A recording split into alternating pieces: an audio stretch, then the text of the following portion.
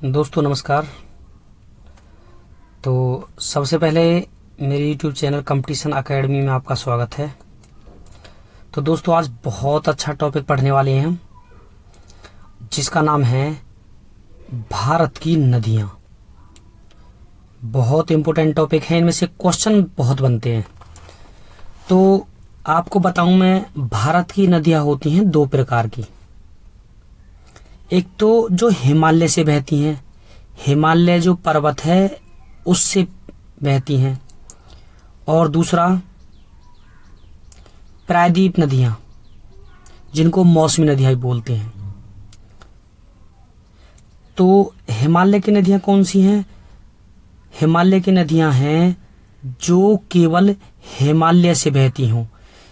आप देखो यहां से ना, हिमालय की जो बर्फ होती है वो पिघल जाती है, और पिघल कर जो पानी बनता है उससे ये नदियां बहती हैं।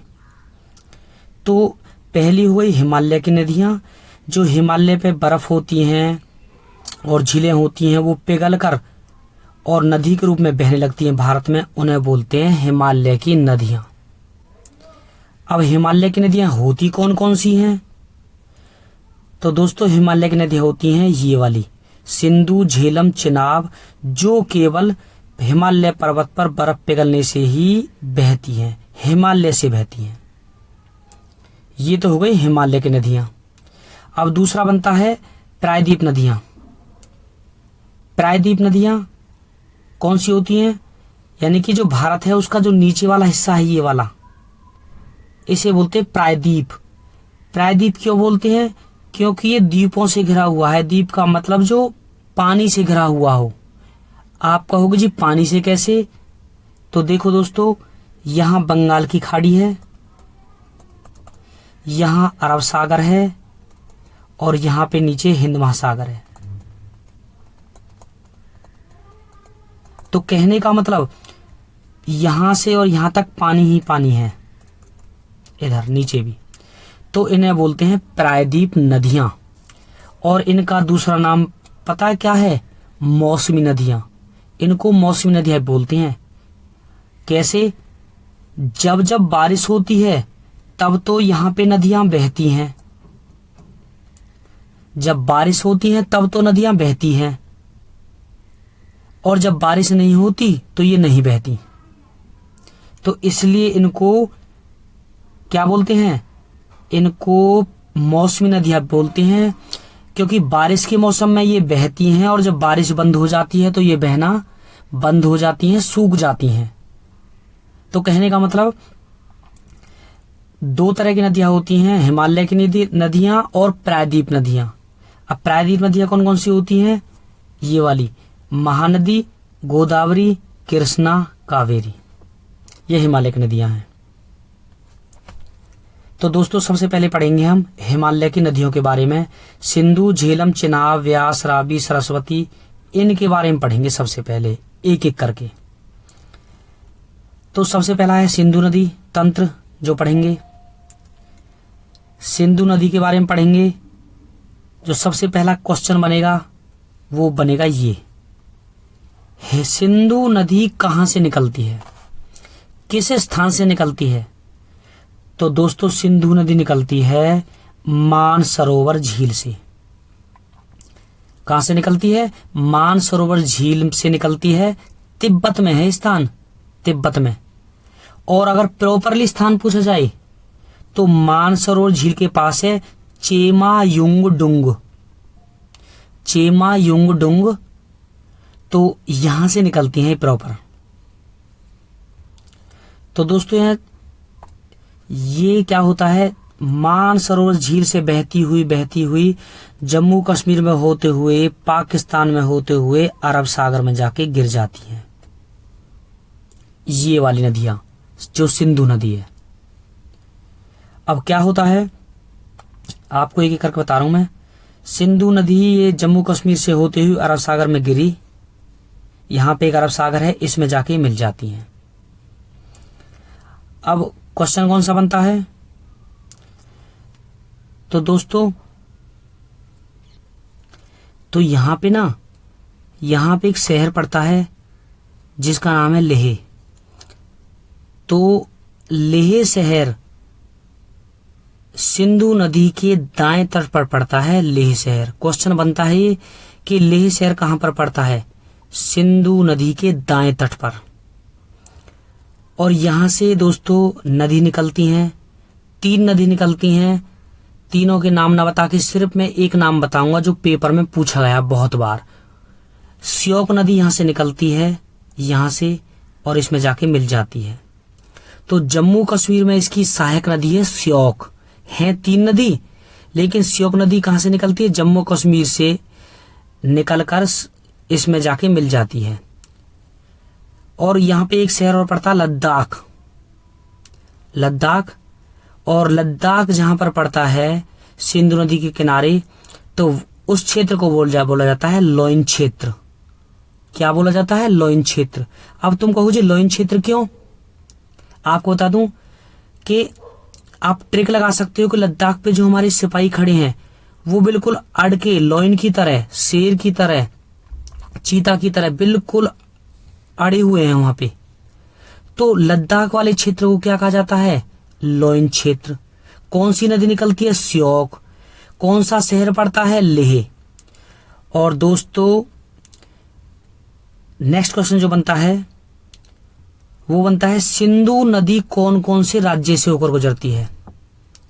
आप डायग्राम में देखो, सिंधु नदी एक ही राज्य से होकर गुजरती है और वो है जम्मू कश्मीर।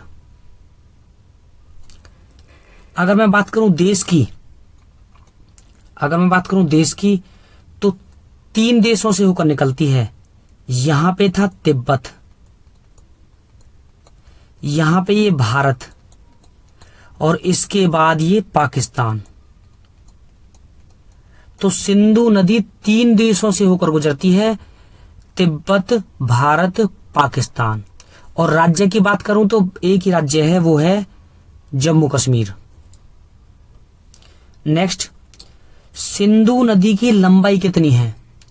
तो दोस्तों सिंधु नदी की लंबाई है 2880 किलोमीटर, km। सिंधु नदी की लंबाई 2880 किलोमीटर टोटल, यहां से लेकर और यहां तक। लेकिन मैं अगर बात करूं भारत की, तो भारत में सिंधु नदी की लंबाई सिर्फ 1114 किलोमीटर है, यहां से लेकर और यहां तक, यहां से यहां तक। तो भारत में सिंधु नदी की लंबाई है 1114 किलोमीटर। नेक्स्ट, सिंधु की सहायक नदियां कौन कौन सी हैं? सहायक नदी का मतलब जो इसमें आकर मिल जाती हैं, इसमें, उन्हें बोलते हैं सहायक नदियां। तो दोस्तों सिंधु की सहायक नदियां हैं 5। पंचनद बोलते हैं इसे, पंचनद। सतलुज, रावी, व्यास, चेनाब, झेलम, सिंधु की सहायक नदियां। ट्रिक लगा लेना, सराब, चना, झोली में। से का मतलब सतलुज, रा का मतलब रावी, बे का मतलब ब्यास, चना का मतलब चिनाब, झोली का मतलब झेलम। चनाब, सराब, चना, झोली में ट्रिक ध्यान कर लेना, इससे आपको सिंधु की सहायक नदियां ध्यान आ जाएंगी। अब पढ़ते हैं दोस्तों एक एक करके। सबसे पहले पढ़ते हैं सिंधु की सहायक नदी चिनाब के बारे में। तो चिनाब नदी कहां से निकलती है? पहला क्वेश्चन बनेगा ये। तो चिनाब नदी देखते हैं दोस्तों कहां से निकलती है। तो दोस्तों चिनाब नदी निकलती है हिमाचल प्रदेश से। यहां हिमाचल प्रदेश है, यहां से निकलती है। और हिमाचल प्रदेश में है एक स्थान बारालाचा। क्या नाम है? बारालाचा स्थान, यानी कि दर्रा, यहां से निकलती है। तो पहले तो बताऊं ये 2 भागों में होती है दोस्तों। यहां 2 धाराओं में होती है जब सिंधु नदी बारालाचा दर्रे से निकलती है। अब 2 धाराओं के नाम क्या है? एक तो चंद्र, एक भागा, 2 भागों में बटी होती है चंद्र और भागा नदी। लेकिन यहां पे एक हो जाती है बाद में। इसलिए क्वेश्चन बन सकता है कि हिमाचल प्रदेश में चिनाब नदी को किस नाम से पुकारा जाता है? तो आंसर बनेगा चंद्रभागा। अब चंद्रभागा से होती हुई जम्मू कश्मीर में होती हुई ये सिंधु नदी में मिल जाती है, ऐसे करके। तो दोस्तों ध्यान रखना, ये बारालाचा दर्रे से निकलती है और सिंधु नदी में जाके मिल जाती है। और दोस्तों जहां पे मिलती है ना ये पॉइंट, जहां पे पॉइंट है, जहां पे मिलती है, उस स्थान को बोलते हैं पाकिस्तान में मिठानकोट। क्योंकि पेपर में आता है कि चिनाब नदी सिंधु नदी में कहां जाकर मिलती है, तो बोलेगा मिठानकोट में। ट्रिक लगा लेना दोस्तों, ये चिनाब को चना मानो, अगर आपको याद करना है चना मानो, तो चना के साथ हमने क्या खाई, मिठाई। ये ट्रिक लगा लेना। एक क्वेश्चन आएगा चिनाब नदी कहां से निकलती है, बारालाचा, तो ट्रिक लगा लेना, चिनाब को मान लो चना, और चना कहां खाते हैं, वो खाते हैं बार में, यानी कि बियर बार जो होता है, बियर बार में हम चना खाते हैं, ऐसे ध्यान कर लेना। समझ गए नहीं? तो बारालाचा दर्रा है जहां से निकलती है। नेक्स्ट, सिंधु की सबसे बड़ी सहायक नदी कौन सी है, तो सिंधु की सबसे बड़ी सहायक नदी है दोस्तों चेनाब। ये सबसे बड़ी सहायक नदी है सिंधु की। नेक्स्ट है झेलम, तो सिंधु नदी की जो सहायक नदी झेलम के बारे में पढ़ेंगे हम।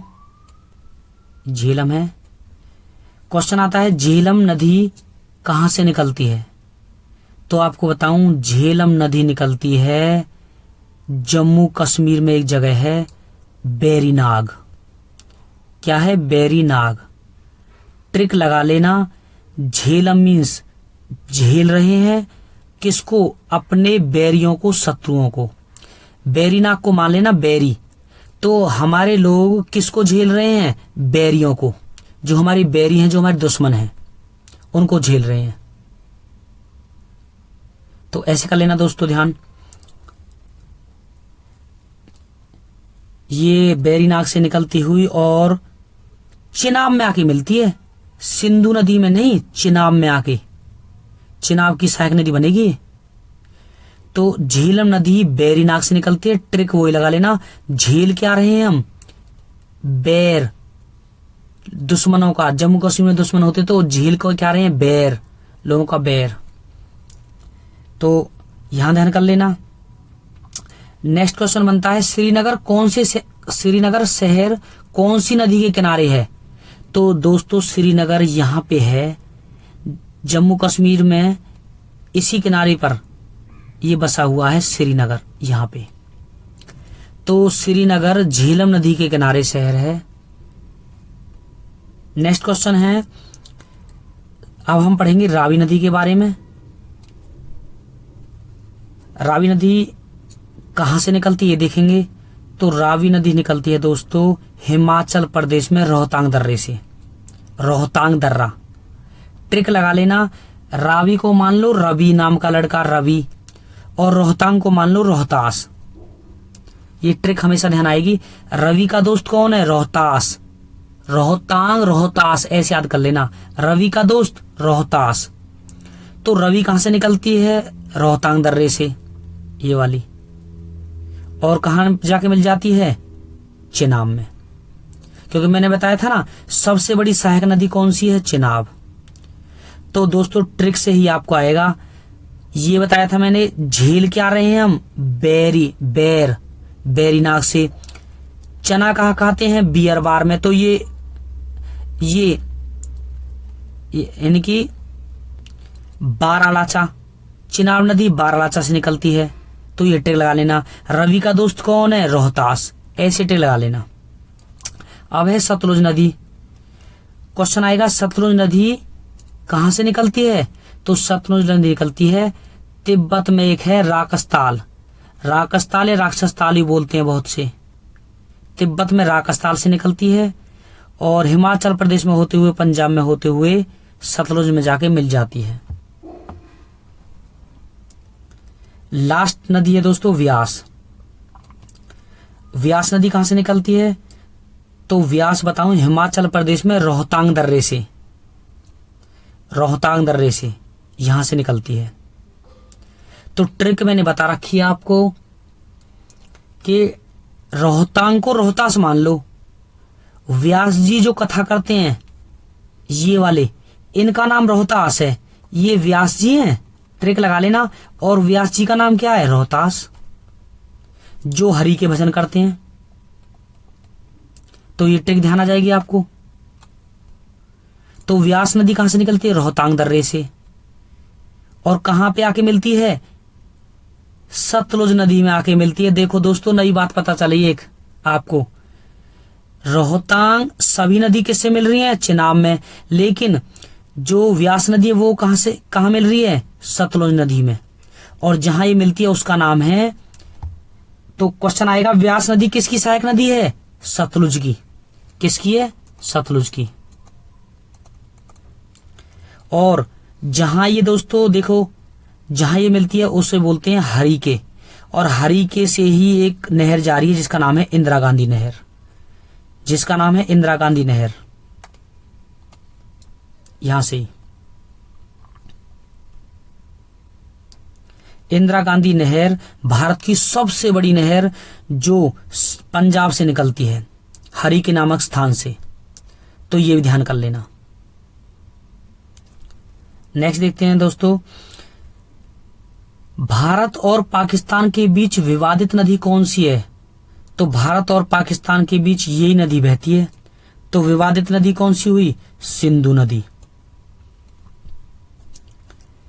कैसे? 1960 में भारत और पाकिस्तान के बीच समझौता हुआ। पेपर में आ जाता है सिंधु जल समझौता किस किस देश के बीच हुआ? भारत और पाकिस्तान के बीच। कब हुआ? 1960 में। क्या शर्त थी? कि जो शुरू वाली 5 नदी हैं, सिंधु, झेलम, चिनाब, शुरू की 3 नदी का 80% पानी पाकिस्तान यूज करेगा और 20% भारत यूज करेगा। और जो बाद की 3 नदी हैं, रावी, व्यास, सतलुज, इनका 80% पानी भारत यूज करेगा और 20% पाकिस्तान। ये समझौता हुआ था। तो सिंधु जल समझौता किससे संबंधित है? भारत पाकिस्तान से। पाकिस्तान की सबसे लंबी नदी कौन सी है? सिंधु नदी। पाकिस्तान की राष्ट्रीय नदी सिंधु। जैसे हमारी राष्ट्रीय नदी गंगा, ऐसे पाकिस्तान की कौन सी हुई? सिंधु। तो दोस्तों ये कंप्लीट है। गंगा नदी बाद में पढ़ाऊंगा मैं आपको। Thank you.